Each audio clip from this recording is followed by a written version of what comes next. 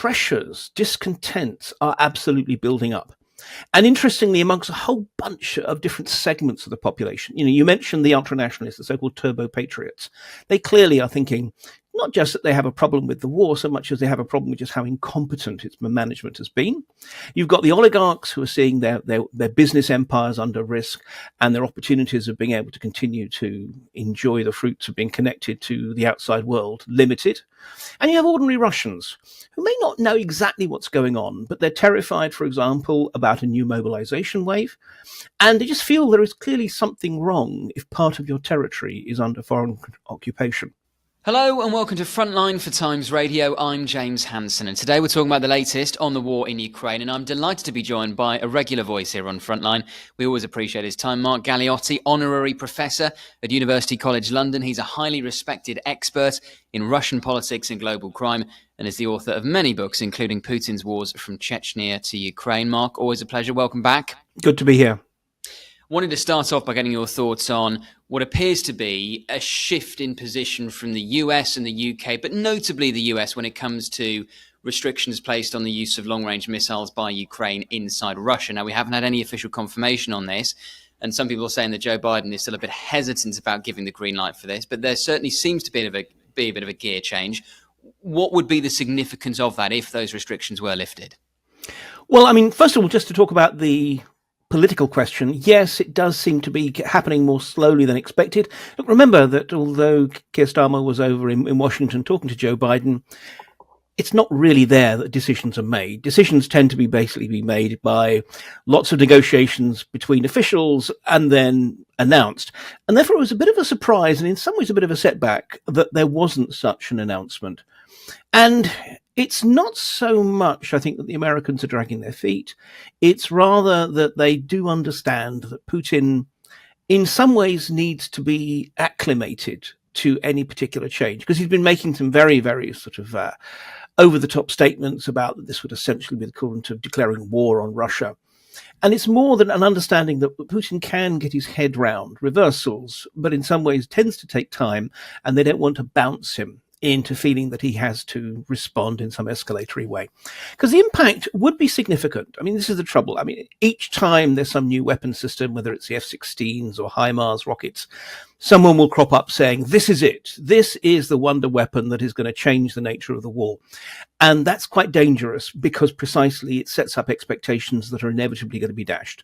This will allow the Ukrainians a new capability to be able to target military bases. And it's worth stressing that even the permission that is likely to be given will not be carte blanche. We're not going to see these weapons open to be used against civilian targets, even if the Ukrainians wanted to. It'll be very specifically military strategic targets, but at a wider range, and perhaps most importantly, with a very high level of precision.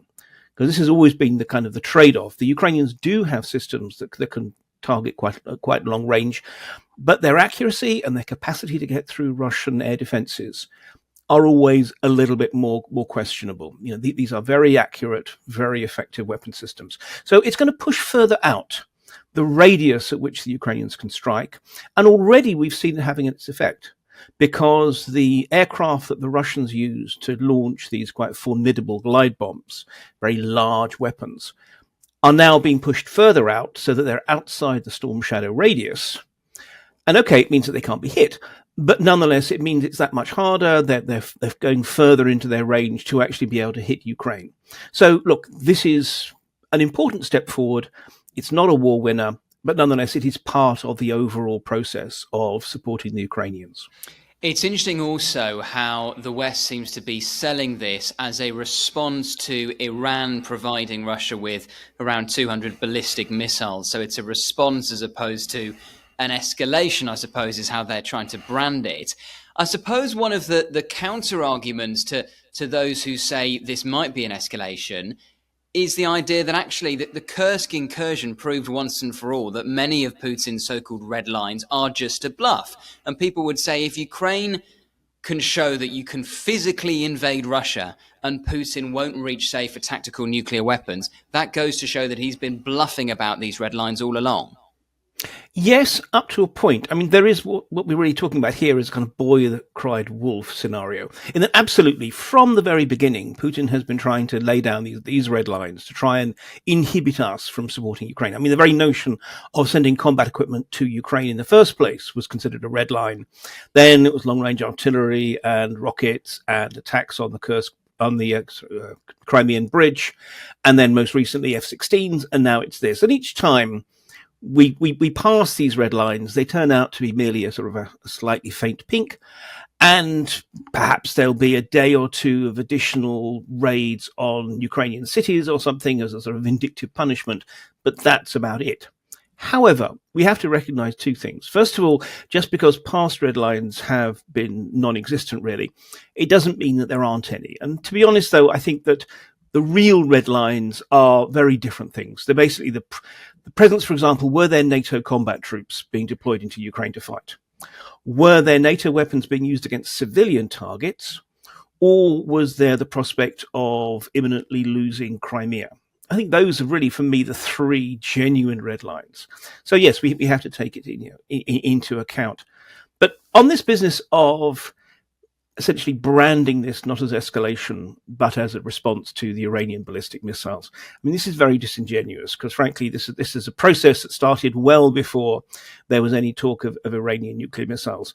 And my problem is that sometimes in the West, we get a little bit too carried away precisely with the spin, which, fine, it matters within democratic political systems, but not necessarily so much with international relations. And I'm inclined to think back to the Cuban Missile Crisis, which, after all, was one of the times when the world came closest to nuclear war. And there, when the Russians decided, or the Soviets rather, decided to send short-range nuclear missiles to Cuba, this was regarded as a sort of a terrible escalation. Whereas, as far as the Soviets were concerned, this was simply a response to the fact that the Americans had sighted short-range missiles in Turkey, just over their border. So the problem is that everyone finds their justifications. When we're in this kind of crisis, there is a constant stream of, I don't want to call them necessarily escalations, but moves that all have their counter move. So by all means, let's spin, but I do hope that in the sort of the councils of government, they're fully aware that this is a new move. Doesn't mean to say we shouldn't be doing it, but we have to recognize it for what it is. I wanted to ask you, Mark, about how Vladimir Putin is dealing with the Kursk incursion in terms of the messaging inside Russia. I've heard a lot of people say that he's almost trying to play it down and he doesn't want to big it up too much because it draws attention to the fact the war has literally come to Russian territory. Is that your reading of things? Yeah, and it's interesting, the very fact that he can't even actually name it for what it is, a Ukrainian invasion or incursion or whatever. We have all these euphemisms, the current situation, these circumstances.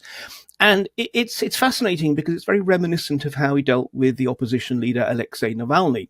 You know, while he was alive, he would never refer to Navalny by name. It would always be that individual or so forth. It's almost like actually the things that he genuinely fears, like Voldemort, he can't actually bring himself to name them. So in that context, yes, he's trying to play it down because I think the reason is that, apart from the fact that it was just deeply embarrassing to have Russian territory being taken by the Ukrainians, but also more broadly, I think it's calculated in a very bloodless kind of way, but actually it makes sense, that in fact, better from his point of view to maintain the effort on pushing forward on the Donbass front in eastern Ukraine, and accept that there's going to be Ukrainian territory, Ukrainians holding parts of Russian territory for the next weeks, months, whatever. But it's not important territory, especially not from the point of view of Putin, who doesn't really care about his regions, than actually to focus everything on driving them out. So I think given that he reckons that this may well be something that will take some time to address, he doesn't want to make too big a deal of it because that builds up expectations. People will be thinking, well, when is Russian territory going to be free? Why are they not free yet? And he doesn't want to divert his primary forces, his seasoned veterans, away from the Donbass front to deal with this Kursk incident. And to what extent has the Kursk incursion weakened Putin's position domestically? And who will he be most concerned about? Some of the ultranationalist Russian military bloggers have been quite critical of Russian tactics and operations in recent weeks and months. But then you've also got some oligarchs speaking more freely in opposition to the war in Ukraine. I think Oleg Deripaska was on a trip to Japan relatively recently and criticized the war in Ukraine. The fact that he feels he can speak out, how significant is that? Yeah, I mean, to deal with the Deripaska issue, it's often difficult to know because there's a degree in which there's a kind of calibration and calculation in that certain figures, they're more or less given a certain amount of leeway in order to create, it's also all very much theatricality, to create the impression that there is a degree of pluralism when there really isn't. This is still a personalistic, authoritarian autocracy. In terms of the impact on Putin, though, I think that there's a paradox here. In that, on the one hand, it absolutely has weakened him. I mean, if one thinks back, what were the two pillars of his legitimacy historically? It's always been, first of all, prosperity. You can tell ordinary Russians, look, next year is going to be even better than last year. It's a lot harder for most Russians to believe that in the current situation, particularly with inflation rising, the economy sort of showing some signs. I mean, it can last for some time, but it's not a comfortable situation for the economy. And the other pillar was security, that Putin is the man who can keep Russia and Russians safe. Well, that too is now being eroded. So, there is a sense in which people are feeling that Putin is not living up to his social contract. And in some ways that the old man, it's interesting how often he's now referred to as like grandfather and so forth, just basically no longer has what it takes. But at the same time, there's also an inevitable rally around the flag effect. People see a foreign army on Russian soil, and there is that sense, this is a very sort of strong, loamy national patriotism that says now is not the time to be trying to sort of challenge or undermine the regime. So I think what we're actually seeing is a situation in which, in the short term, Kursk actually kind of strengthens Putin's position, because, as I say, this is not the time to destabilize the situation. But pressures, discontents are absolutely building up. And interestingly, amongst a whole bunch of different segments of the population, you mentioned the ultranationalists, the so-called turbo patriots. They clearly are thinking not just that they have a problem with the war so much as they have a problem with just how incompetent its management has been. You've got the oligarchs who are seeing their business empires under risk and their opportunities of being able to continue to enjoy the fruits of being connected to the outside world limited. And you have ordinary Russians who may not know exactly what's going on, but they're terrified, for example, about a new mobilization wave. And they just feel there is clearly something wrong if part of your territory is under foreign occupation. So I think for all of these reasons, you have tensions that are building up, but they're being kept at bay by the war. And in some ways, that's what scares me. Because although I've never believed that Putin went into Ukraine because he feared some kind of internal protest at home, it may well reach a situation in which Putin doesn't feel that he can afford to end the war, because he knows it's that patriotic surge is the only thing that keeps at bay all the discontent that has built up. So it's a very long answer, I'm afraid, to a simple question, but I think it's an interestingly complex question. And on the topic of mobilization, will he be reluctant to do that out of fear of what the public reaction may be? Yeah, absolutely. There's no question about that. For a long time, his generals have been telling him, you really want us to be making ground in Ukraine, we need more troops. But the first mobilization wave that was carried out in autumn of 2022 was so disruptive. Remember, for every soldier they managed to bring to the ranks, 2 to 3 Russians fled the country and was just very, very unpopular. Well, Putin, who is, after all, a very risk-averse figure, ironically enough, clearly didn't want to do it before the presidential elections. Then, while he was contemplating it, we had the Prigozhin mutiny sort of story as well. For all of these reasons, there's a lot of, each time there's some kind of a challenge. Putin kind of backs away. Now, if he orders a mobilization today, he won't have his troops, frankly, until late autumn, by which point the conditions in Ukraine are not really very propitious for major offensive operations. So, yes, the generals would love to see it, but so far, at least, Putin's timidity has, fortunately, kept that from being started. And I suppose as well, he will be waiting to see what the result is of the US presidential election in November. And on that note, of course, we're recording this in the hours after what appears to be a second attempted assassination attempt against former President Donald Trump. And it's interesting that the suspect in question, who's been arrested, has links to Ukraine. He went out to Kyiv in 2022. He tried to coordinate efforts to recruit US nationals to fight on behalf of Ukraine. Now, obviously, the Ukrainian government have distanced themselves from him and said that he was frankly delusional. But it's interesting how the Ukrainians have also said they expect the Kremlin to try and exploit the situation and spread disinformation to try and undermine American support for Ukraine. I mean, this presumably is just absolutely part and parcel of the Putin playbook, Mark. Absolutely. It's a gift to the Kremlin. And frankly, they would be, one has to acknowledge, stupid not to take fullest advantage of this. And particularly what's powerful about this is, you talked about disinformation. The most effective forms of information operations are those that are actually rooted in the truth. So rather than just creating something out of nothing and hoping people believe you, it's taking something that is real and just seeing how far you can spin it. So absolutely, we are going to see this as an important new battle line in the information operation. And the problem is that at present, because no one really knows quite why he did it, what was his motivation or whatever. Was it because of Ukraine? Was it nothing to do with that? Was it just simply that he wanted fame? Who knows? So actually, at the moment, you have a window of opportunity in which Russia's propagandists will be spinning everything that they can, and no doubt not just presenting one narrative, but many narratives, all of which go against both the Democrats in America and also Ukraine. And it's that much harder to combat when you haven't really got a solid line of information to be able to spin against it. And I'm guessing, in particular, the fact that it was Donald Trump who was targeted. Donald Trump has been far more skeptical about American support for Ukraine than the Democrats, for instance, the Biden administration and Kamala Harris's campaign. And so they will be sensing an opportunity to further fuel skepticism about support for Kyiv among Trump's base. Yes, I think there'll be two elements. I mean, on the one hand, look, the Russians are not totally naive about Donald Trump and the fact that there is often a yawning chasm between what Donald Trump plans to do, or says he's going to do rather, and what he actually does. But nonetheless, it is clear from their point of view that they would prefer a Trump victory to a Harris victory.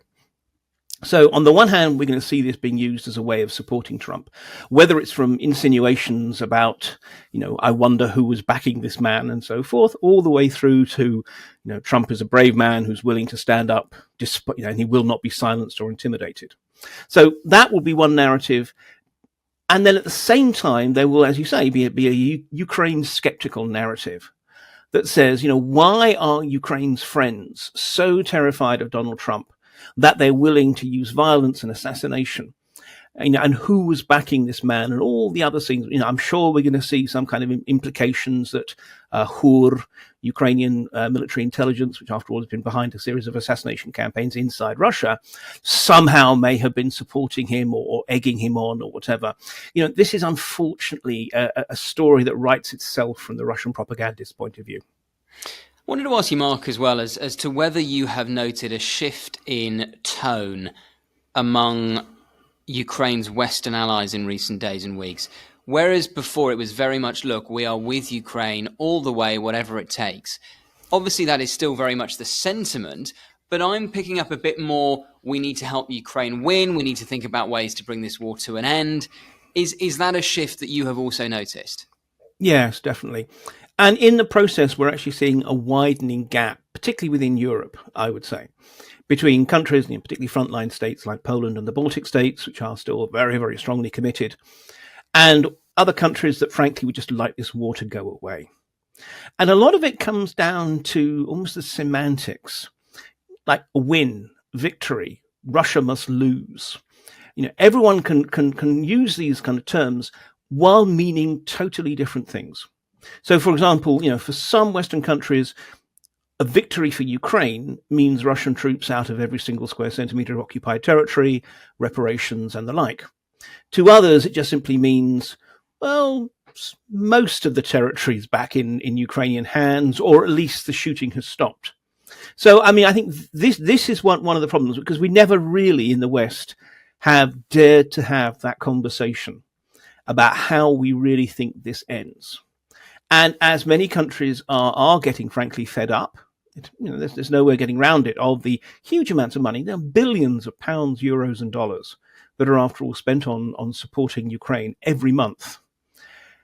To a degree, ironically, I think this has got worse or more visible since actually President Biden stepped out of the electoral campaign. Because I think there was, and certainly in some countries, you can actually get people off the record to admit this. There was almost a sense of, well, Trump's likely to win, and Trump is going to impose some kind of ceasefire, because he'll threaten the Russians with increasing military aid if they don't accept it, and the Ukrainians will with cutting it if they don't accept it. And then, in a way, to a degree, we're off the hook. Because if America does stop supporting Ukraine, Europe cannot make up the shortfall. They can spend more money, but they just don't have the military productive capacity to be able to make it up. So in some ways, it would have provided a perfect alibi for countries which would like to actually step away. Then they can say, look, if it was up to us, we'd keep supporting Ukraine, but with the Americans now out of the coalition, it's all senseless and it's good money being thrown after bad. So I think that, we are seeing a degree of Ukraine fatigue at the level of certain, when I stress this, certain elements of certain governments, and a sense of just wouldn't it be good to try and end it. But at the same time, when it comes down to it, it is clear that Zelensky is signaling. I mean, he has his new victory plan, which is meant to be also in part a peace plan. He's signaling that he's not willing at the stage to countenance any kind of peace for land deal. And America is the only country which could conceivably be in a position to force him to change that position. So, I think we're not really advanced any further. This is just more grumbling than anything that I think is going to lead to real policy change, unless we see something happen in American politics. And let's say hypothetically there were serious peace talks. What could Vladimir Putin accept? What could he sell internally in Russia as a kind of moral victory that equally the Ukrainians might go for? This is the issue. I think from Putin's point of view, and obviously, the honest answer is, he will want anything he basically feels he can get. And particularly if this is a peace plan that is pushed by the West, he will feel in a stronger position. So, I think what he will want to do is essentially trying to hold on to all the territories that he's got at the moment, de facto, if not de jure, and wants to stop Ukraine from certainly being part of NATO. And, well, it's unclear whether he would really care if Ukraine is part of the EU or not. But essentially, that's it. He wants to hold on to this territory. I cannot see that being acceptable to Ukraine, both because it would mean basically surrendering 20% of their territory, but also because the Ukrainians, ironically, like the Russians, see time as being on their side. There is that sense that they're now, better armed than before. They're finally getting the pipeline of new recruits, getting it sorted so that in a few months' time, they will have stood up a series of new brigades, fresh brigades, which is, after all, what everyone wants is fresh troops, such that they'll be in a position next year to be able to launch a new counterattack and put them in a much better position. So, look, there's a lot of talk about this, but to be perfectly honest, at the way things stand at the moment, I think Putin is not willing to make the kind of concessions that could possibly appeal to the Ukrainians, because he will want to hold on to not just Crimea at this stage, but also at the very least the land corridor connecting Crimea to the Russian mainland. And I cannot see Zelensky, frankly, even just politically surviving, even if he was actually willing to take that deal. So does that mean that you think we're still, unless it's really pushed for by, let's say, a President Trump, if he were to win again, you cannot see successful peace talks anytime soon? I so wish I could answer in any other way, but no. I think when it comes down to it, one or both sides still has to become more exhausted by the war, more willing to accept that its position in 6 months or 12 months' time will be worse than now. And at the moment, there's really no signs of the kind of give on either side. And just finally, Mark, on the Kursk incursion, for how long do you think Ukraine will be able to or will want to hold the territory they've captured? I mean, this is a difficult question, and so much of it depends on how much force the Russians are willing to throw at it. I mean, they could reconquer it, I wouldn't say easily, because the Ukrainians have shown how dogged they can be in the defense. But if they're willing to, for example, precisely transfer forces away from the Donbass front, given that Putin still seems determined to fight this particular incursion on the cheap, largely just using the kind of whatever random forces he can gather from all around the country. I mean, there are exceptions. The 51st Airborne Regiment, for example, which is a relatively, well, I won't quite say elite, but certainly a relatively good unit, has been identified there. But even then, I think it's not that it was necessarily was transferred away from other combat operations. It was just part of the rotation. So, on the level, the current level of resourcing, the Russians are not in a position to quickly take Kursk back. And the Ukrainians have the option, if they do really want to hold on to this territory, of surging more troops in, albeit at the cost of the other fronts. The interesting thing is, though, what is the intent? I mean, at first, it looked as if this was meant to be a relatively limited operation time-wise. But now we're talking about, well, President Zelensky is talking about this being, for indefinite period of time, of it being a buffer zone against Russian attacks, or indeed being a bargaining chip in some kind of future negotiations. Now, that implies that they're planning on holding on to at least part of this territory in the long term. So, I mean, I think it's really going to be just simply a question of the algorithm of commitment. Who is willing to devote the resources necessary to hold on to it? If the Ukrainians do not decide that it's actually something that they really need to do, then I imagine at some point we're going to see a controlled withdrawal after they feel they have embarrassed and bled Russia enough. But last point, and I unfortunately seem to be in a very downbeat mood today, is my concern is this becomes a little bit like the battle for Bakhmut, where you had this city that was of really minimal strategic value, and yet which became something of a grudge match between the two sides. Originally the Ukrainians had planned to just hold it briefly to try and bleed the Russians of some of their best troops and slow down their advance. But then they ended up digging in both physically and psychologically. And by the end of the conflict, the entire city had been leveled. There had been massive losses on both sides. And one could argue, to what end? So, the risk is that this Kursk incursion becomes another one that almost becomes a psychological tussle rather than a military strategic gambit. We'll just have to wait and see. It has actually caused some questions to be raised among the elite. You don't hear things in a public way in Russia because they control the media and they control the public profile in a way that no one in the West can do. But when you see that Vladimir Putin is the only Russian leader to have provoked an invasion of Russian territory and lost Russian territory since World War II, this has got to raise questions in the minds of the elite. Does he know what he's doing? Is this going to end well? So I think that those things are causing him to double down, stay on the offensive, downplay this incursion into Kursk, see if he can wait out the U.S. presidential election and see what a new U.S. president does. But I think that doubts have grown in Russia or in Moscow, particularly among elites, as to the wisdom of what they're doing.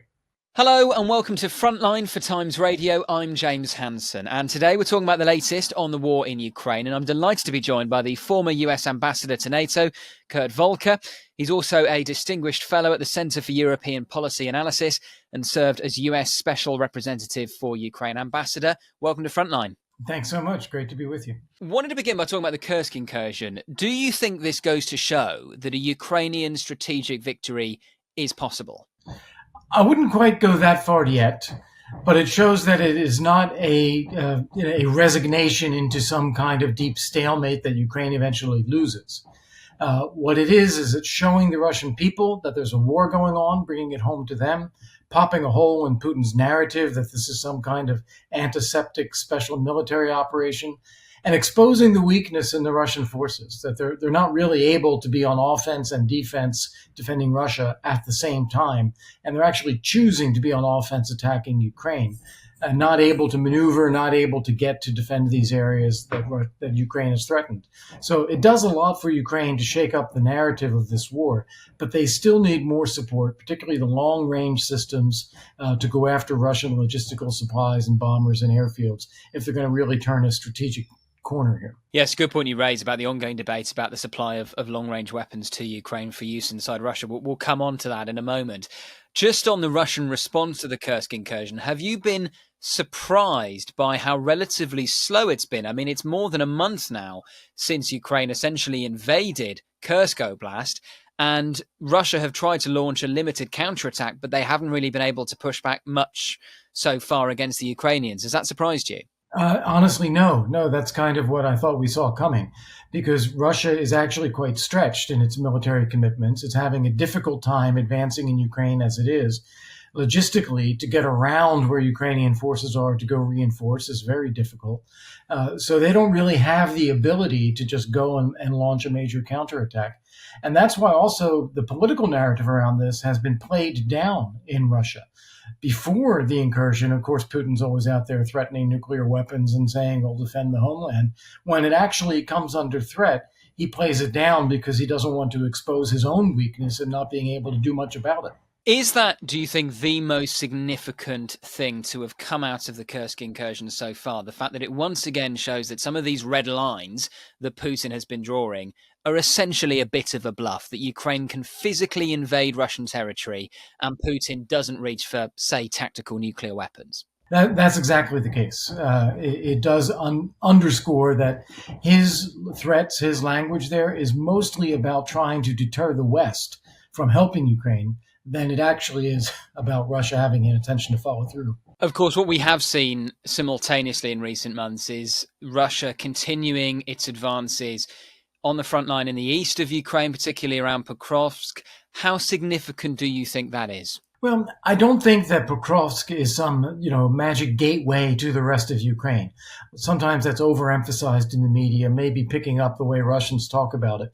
It is far in the east. It is still part of the Donbas region, and it is not materially different from other things that Russia has done, such as taking Avdiivka or taking Bakhmut.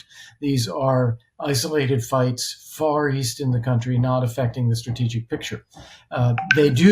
It does in a way help Putin advance his narrative that he's going to take over all of these 4 provinces that he claims to have annexed. And so this is a step in that direction, but it is not changing the overall trajectory of the war.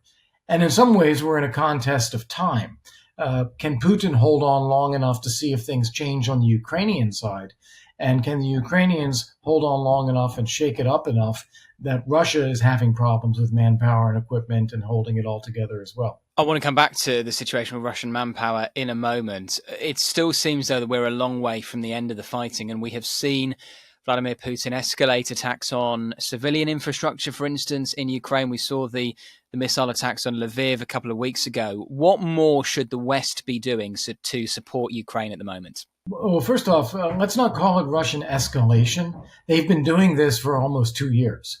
So this is more of the same. This is not some dramatic new escalatory response because of the Kursk incursion. This is what Russia has been doing. As far as what the West needs to do, there are several things, but the key thing here is air defense to protect Ukrainian civilians and civilian infrastructure and help the country build strength and resilience and develop its economy further and outlast Russia.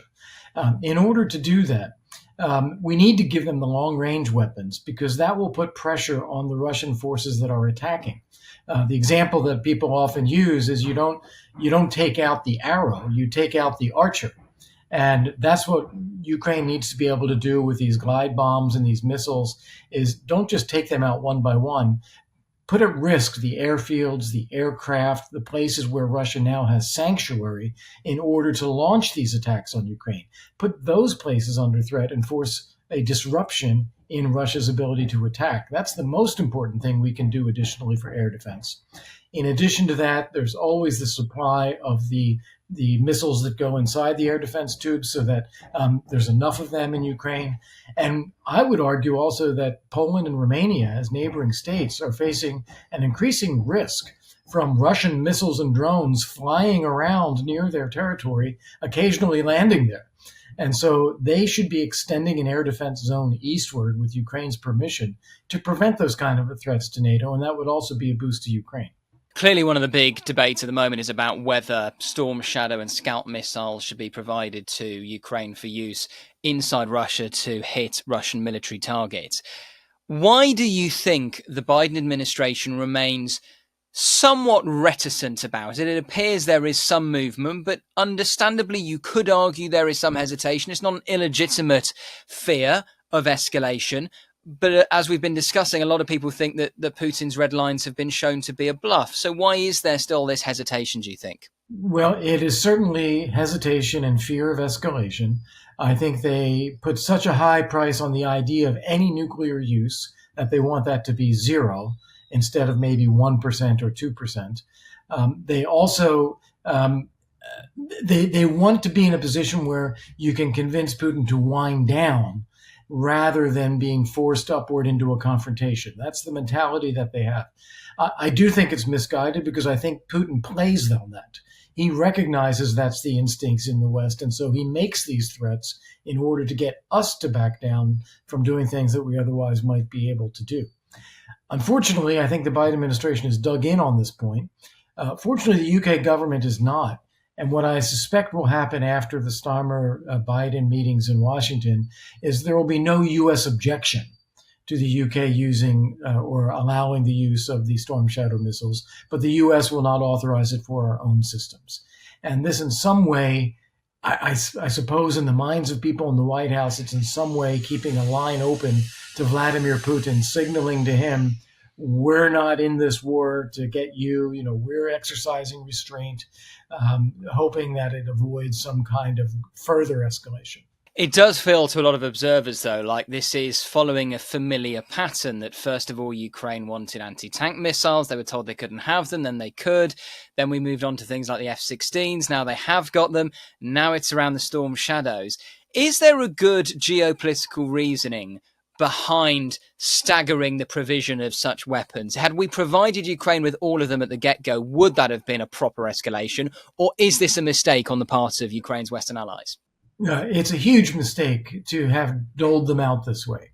If we had done it all up front with direct advice and assistance as well, it would have shown Russia early on it's not going to get anywhere. And that would have prevented a lot of the war that we've seen over the last 2 years. It would have stabilized it somewhere.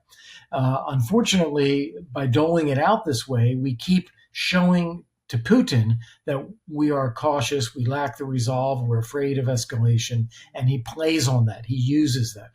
Just on the point about the F-16s, what impact, if any, do you think they have had on the war so far? They haven't had much impact so far, to be honest, in a military sense. They have forced the Russians to pull back some of their aircraft. And from the F-16s, you can launch missiles that can fly a bit further toward Russia. And that may take some of the pressure off, but they haven't been a strategic game changer. Now, what I want to point out, though, is that you often hear that kind of language, say, from the Secretary of Defense of the United States, oh, there's no magic bullet, one weapon is not going to be a game changer. That's true.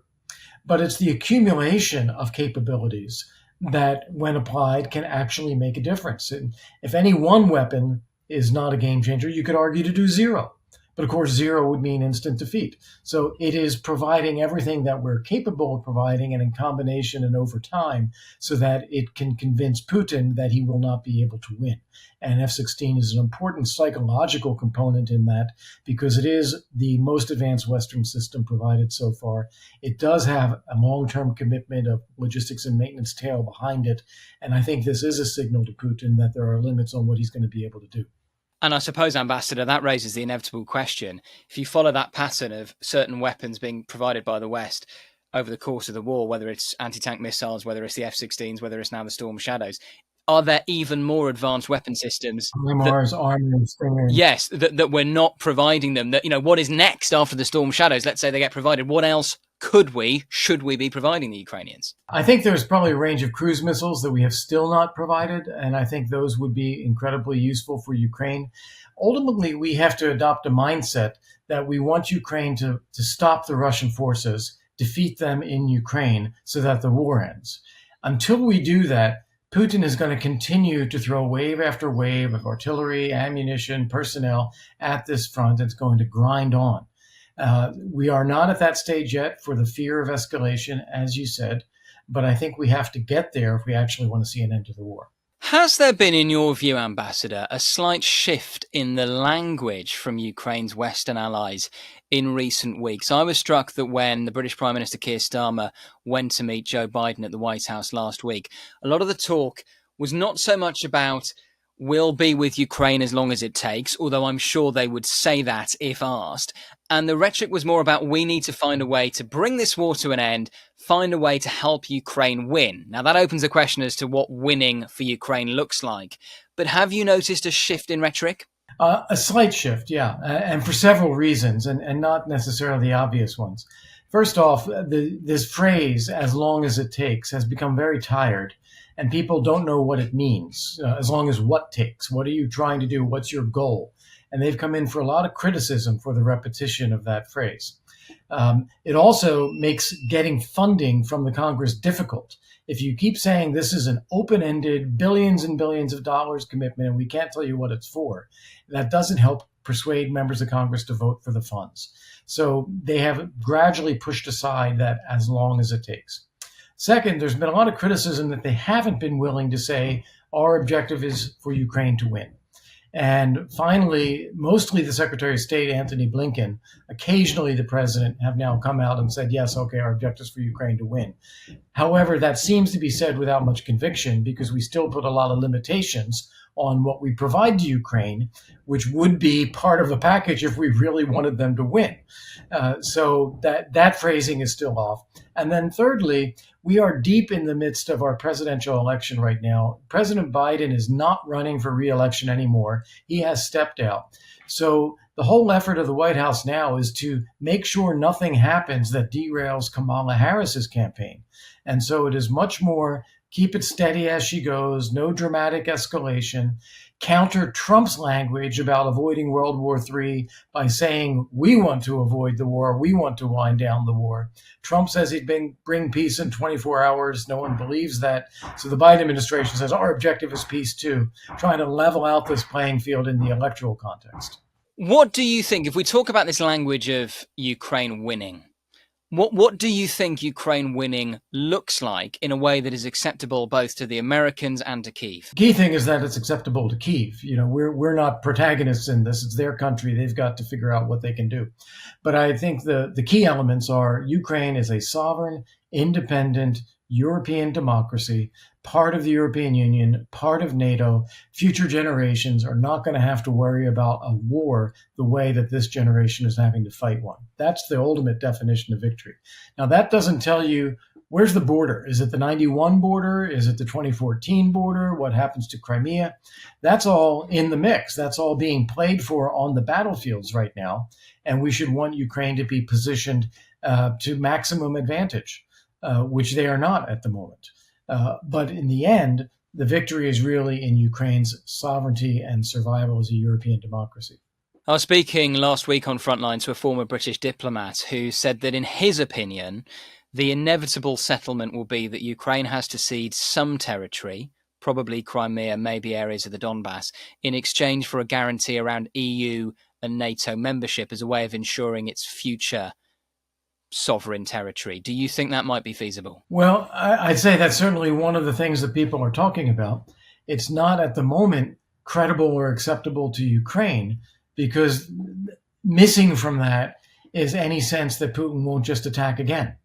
And so there have to be NATO membership, there have to be guarantees of security, and there have to be some kind of limitations on Russia's ability to attack or military buildup and presence for Ukraine to make that a credible sort of solution. People talk about that now when Putin still talks about wiping out all of Ukraine. It's not a serious it's not a serious negotiation. One thing also that people need to pay close attention to, Crimea has always been part of Ukraine in the sense connected to Ukraine. It was part of Ukraine as an independent state for far longer than it has now been claimed to be annexed by Russia. And as a dry peninsula sticking out into the Black Sea, it's not really sustainable unless it is connected to the mainland, which is Ukraine. So just writing off Crimea and saying, oh, that's going to be Russia, that's not necessarily the way this has to fall. It is a threat to Ukraine for Russia to be occupying Crimea and able to target Odessa, Mykolaiv, the Ukrainian ports from Crimea. And it's very difficult for Russia to sustain a presence in Crimea if it is cut off. So I think that is much more in play than people give it credit for. Well, that's a really interesting point. And also a lot of military analysts have said that actually Crimea is perhaps the most vulnerable of the territory that's been captured by Russia so far, in part because of the success that Ukraine have had at degrading the Black Sea Fleet. The Kursk bridge still appears relatively vulnerable. So potentially Crimea could be captured by the Ukrainians if they were given the appropriate support. Yeah, it could be captured, or I would say even more likely, it could be isolated so that Russia is not able to sustain a military presence there. If you cut out Sebastopol, largely accomplished already, you cut off that Kerch Strait Bridge, I'd say 50% accomplished in the sense that they're not using it for rail and they're not using it for heavy trucks. They're trying to use the ferries to go across the Azov Sea. Those are being targeted. So the Ukrainians have really degraded that connection. The other major one is a road and rail line that connects across southern Ukraine from the Donbass region across through Zaporizhia to get to Crimea. If with storm shadows or other long-range systems, Ukrainians are able to put that at risk as well, it starts to change the picture for Russian forces inside Crimea. You wrote recently, Ambassador, that what was meant to have been a summer of summit decisions was instead a summer of disappointments. What do you mean by that? Yeah, well, there are a lot of missed opportunities, and even the ones that we seem to have seized now are falling through our grasp again. So with NATO, for example, there was an opportunity to actually send a strong signal to Putin that Ukraine is on its way into NATO. Invite them to join the session talks, start talking about Article 5 in the NATO-Russia Council, show him that this train is moving and leaving the station. We didn't do that. We kept the language pretty much as it was.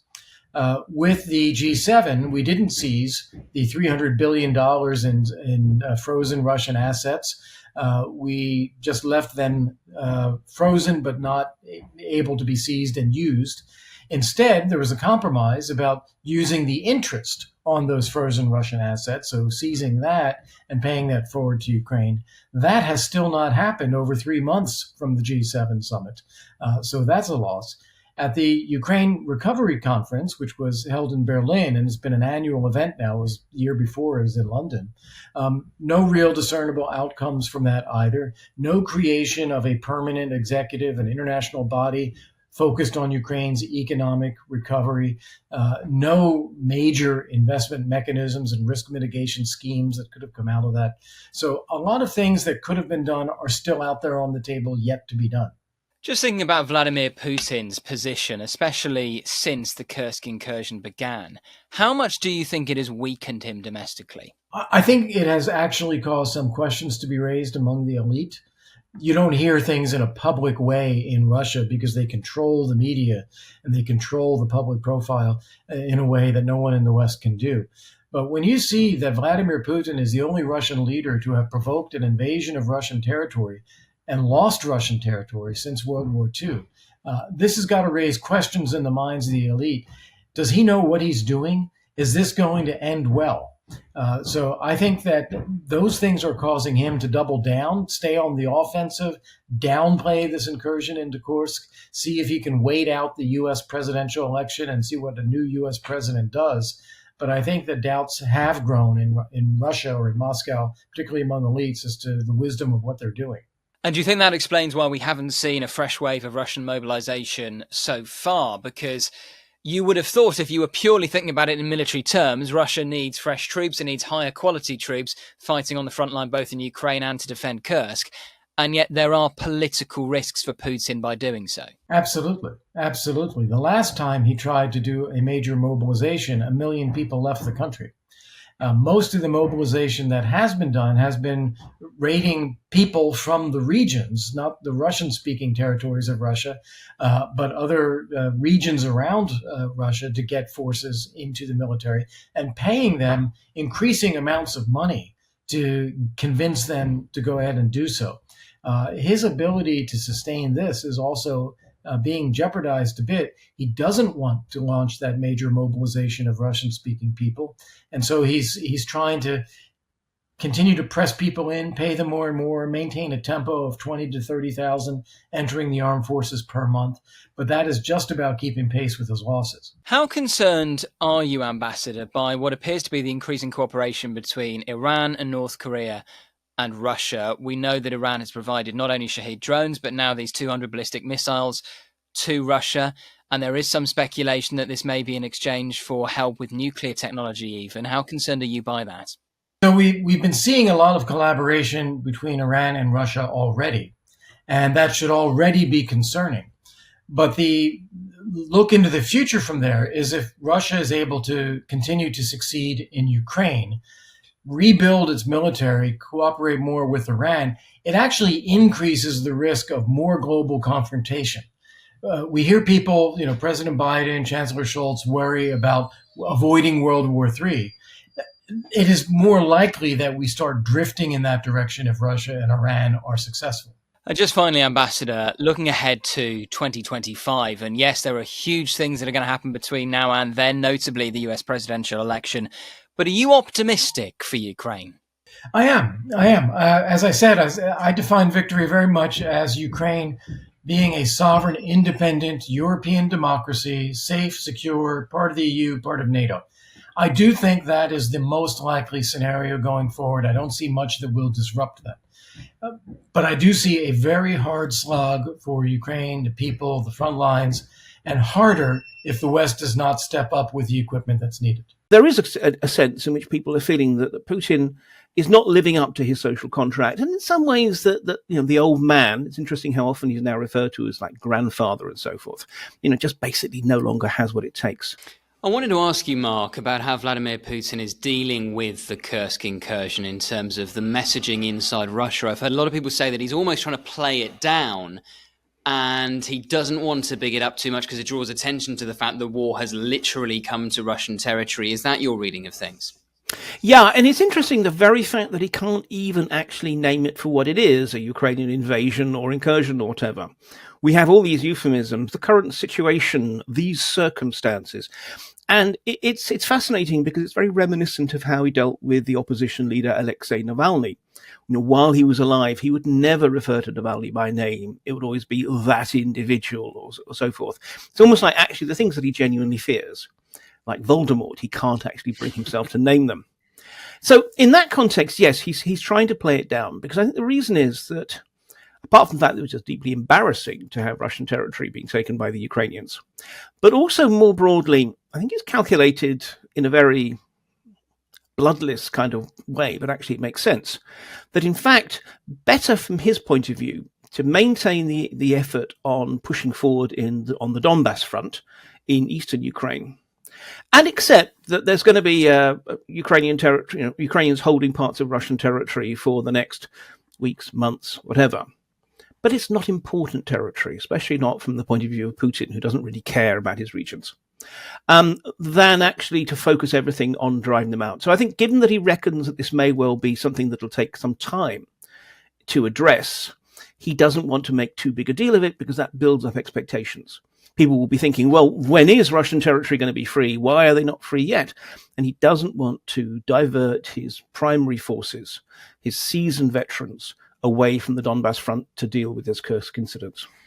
And to what extent has the Kursk incursion weakened Putin's position domestically? And who will he be most concerned about? Some of the ultranationalist Russian military bloggers have been quite critical of Russian tactics and operations in recent weeks and months. But then you've also got some oligarchs speaking more freely in opposition to the war in Ukraine. I think Oleg Deripaska was on a trip to Japan relatively recently and criticized the war in Ukraine. The fact that he feels he can speak out, how significant is that? Yeah, I mean, to deal with the Deripaska issue, it's often difficult to know, because there's a degree in which there's a kind of calibration and calculation. in that certain figures, they're more or less given a certain amount of leeway in order to create, it's also all very much theatricality, to create the impression that there is a degree of pluralism when there really isn't. This is still a personalistic, authoritarian autocracy. In terms of the impact on Putin, though, I think that there's a paradox here, in that on the one hand, it absolutely has weakened him. I mean, if one thinks back, what were the two pillars of his legitimacy historically? It's always been, first of all, prosperity. You can tell ordinary Russians, look, next year is going to be even better than last year. It's a lot harder for most Russians to believe that in the current situation, particularly with inflation rising, the economy sort of showing some signs. I mean, it can last for some time, but it's not a comfortable situation for the economy. And the other pillar was security, that Putin is the man who can keep Russia and Russians safe. Well, that too is now being eroded. So, there is a sense in which people are feeling that Putin is not living up to his social contract. And in some ways that the old man, it's interesting how often he's now referred to as like grandfather and so forth, just basically no longer has what it takes. But at the same time, there's also an inevitable rally around the flag effect. People see a foreign army on Russian soil, and there is that sense, this very sort of strong, loamy national patriotism that says now is not the time to be trying to sort of challenge or undermine the regime. So I think what we're actually seeing is a situation in which, in the short term, Kursk actually kind of strengthens Putin's position, because, as I say, this is not the time to destabilize the situation. But pressures, discontents are absolutely building up. And interestingly, amongst a whole bunch of different segments of the population, you mentioned the ultranationalists, the so-called turbo patriots. They clearly are thinking not just that they have a problem with the war so much as they have a problem with just how incompetent its management has been. You've got the oligarchs who are seeing their business empires under risk and their opportunities of being able to continue to enjoy the fruits of being connected to the outside world limited.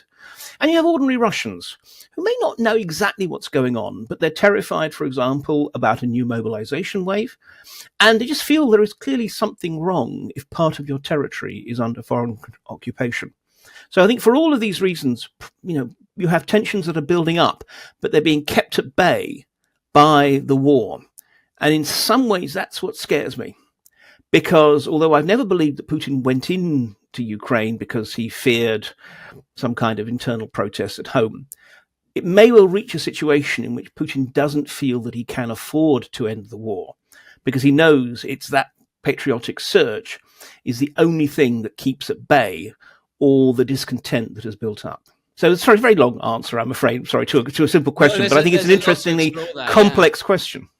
And on the topic of mobilization, will he be reluctant to do that out of fear of what the public reaction may be? Yeah, absolutely. Look, there's no question about that. For a long time, his generals have been telling him, you really want us to be making ground in Ukraine, we need more troops. But the first mobilization wave that was carried out in autumn of 2022 was so disruptive. Remember, for every soldier they managed to bring to the ranks, 2 to 3 Russians fled the country and was just very, very unpopular. Well, Putin, who is, after all, a very risk-averse figure, ironically enough, clearly didn't want to do it before the presidential elections. Then, while he was contemplating it, we had the Prigozhin mutiny sort of story as well. For all of these reasons, there's a lot of, each time there's some kind of a challenge. Putin kind of backs away. Now, if he orders a mobilization today, he won't have his troops, frankly, until late autumn, by which point the conditions in Ukraine are not really very propitious for major offensive operations. So, yes, the generals would love to see it, but so far at least Putin's timidity has, fortunately, kept that from being started. Russia would like nothing more than another Minsk stoppage of the war. That happened in 2014, and then we know what happened years later in 2022. And that was an arrangement to, okay, let's stop fighting. Let's talk about what we're going to do about this territory we've seized from you. And of course, it dragged on and on. It also did, however, allow Ukraine to build an army because it had virtually no army in 2014. And so, it's a different situation now. But to allow a piecemeal ceasefires, I think, is the thin edge of the wedge. It's distracting, and it's something that Russia would like to do. Now, the other thing that, of course, has changed since in recent months is the seizure of Kursk. And that to me is a bargaining chip in any negotiations. But Putin won't countenance that at this point anyway, publicly. You've written in recent days on the current equivocation about granting Ukraine permission to fire its Western-supplied Storm Shadow missiles deep into Russia. What effect do you think this very public debate and delay is having on Ukraine's allies and on Russia? Well, I think that I don't know if it's going to affect Russia until the bombs start to fly, but it's a very important debate. This is really kind of a reason behind the tedious stalemate war that's underway now. The more that they can harm the energy infrastructure and the military infrastructure deep inside Russia, the better off they're going to be in terms of defending themselves and even inching forward to regain some of the property, some of the lands they've lost. So it's a key strategy. But the Americans are very concerned that and Putin has warned that this he would regard this as an attack by NATO, and then therefore the war would escalate into a NATO versus Russia war, which is something that nobody really wants. On the other hand, what the British Prime Minister has been arguing, and he's done a bit of a crusade, he's hopping from capital to capital to talk to leaders, Starmer, and he has done a good job of raising the fact that, they have been bombing inside Russia. They've taken a piece of Russia for ages. Crimea is under siege, and there's been no major, pushback in terms of a nuke or anything like that. So it's not that it's empty threats. It's still a threat. It's still concerning, but they haven't done much about it, and the Ukrainians have progressed. And it's now thought that any decision regarding the permissions will be delayed until the UN General Assembly in New York next week, when President Zelensky will also present his victory plan. He says this week it's 90% done.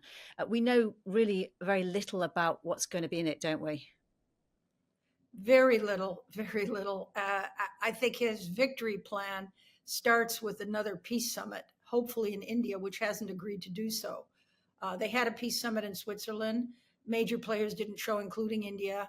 And so I think that really what he's going to try and do to make this work is to get a gang up of nations on Ukraine's side, sort of pushing Putin to come on, let's talk at least, and let's get some of these things out of the way. But Putin is not going to be deterred at this point, in my opinion.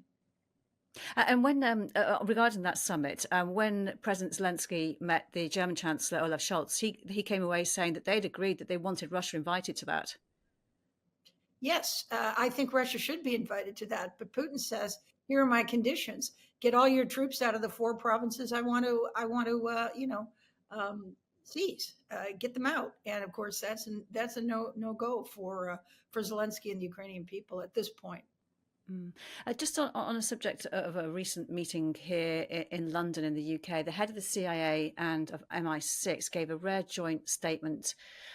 In this, the CIA director, Bill Burns, noted that the Kursk incursion raised questions across the Russian elite about where this is all headed. How long do you think Putin can keep playing down the occupation of Kursk to his supporters? He controls the disinformation inside his own cocoon. So I'm not sure that apart from word of mouth, a lot is getting to the Russian public. However, the caskets keep arriving, and the Kursk thing has spread throughout the population, if only because people in Kursk say, can I have a bedroom? I've just been kicked out by the Ukrainians of my house. So they haven't been able to control the messaging on that. But Putin's enormously powerful. Putin doesn't go unless he's forced to. And he has to be forced to by the inner circle. And there is discontent. The oligarchs don't have the power to remove him, but the inner circle, the Siloviki, they call them, they can do that. Don't see that happening as yet, but I think that, the West also has to tighten the noose even more. I think gas exports have to be completely ended whenever possible, and the oil exports to India and China are floating the boat, and that's got to be stopped. So what are the developments, Diane, that you'll be looking for from both the Ukrainian and the Russian camps as winter approaches and the fighting on the battlefield inevitably slows? I think the war is aerial. The ground war is stalemated. They go an inch ahead. They inch back. Kursk is probably going to remain in Ukrainian hands unless they can utilize it somehow as a bargaining chip to negotiate for peace. So it's kind of a standstill, but the aerial war is very important. And so the bombing of civilians and infrastructure in Ukraine is something I watch. How many bombs are they unleashing? You know, it can't go on forever. How good is their air defenses? They're getting new Patriots. They have the F-16s.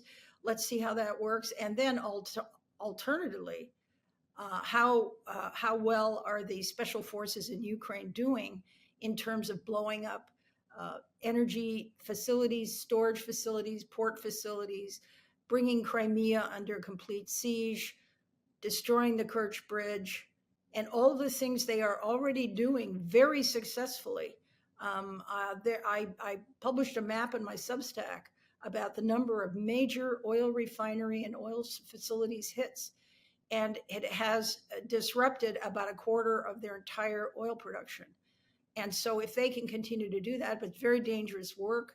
And so I think you're going to see that the aerial war, the drones and the bombs in Russia and in Ukraine are going to be what to watch for this winter. And against that backdrop, the people that you are able to keep in contact with in Ukraine, how are they? What are they telling you? They're tired. They're not giving up their resolve, but they're tired. Life has just not been normal, and they don't see an end to this necessarily in a hard way. And they feel, you know, they're absolutely dedicated because they feel, and I actually do too, that his intention is to erase Ukrainians off the map of the earth. I don't think this is about, you know, anything other than that. He is a very odd person, and that's what he's doing, which is why he just doesn't care about breaking all the rules of war and bombs hospitals and schools. And it's hard, but they hang in there. They're amazing. And what are you able to say in terms of support or any optimism you can give? I cry a lot. I'm sorry, Diane. You okay? Yeah. Well, when sending, go on. No, it's very emotional. Well, I hope the people that you keep in contact are safe, and you know, it's good to hear that they are resilient as well. So, and I know that they appreciate that you speak out and you speak on Frontline for us. Really appreciate you spending time with us. Diane, if you want to read Diane's latest Substack, just she is a prolific writer. She doesn't give up. She's as resilient as the people she keeps in contact with in Ukraine. Her latest piece is on the situation in Lebanon, actually, and it's called Israel's Titanic, and you can find it on her Substack now. Diane Francis, thank you so much. Thank you, Kate. You've been watching Frontline for Times Radio with me, Kate Chabot. If you'd like to support us, you can subscribe now or listen to Times Radio or go to thetimes.co.uk. My thanks to our producer today, Louis Sykes, and to you for watching. Bye-bye for now.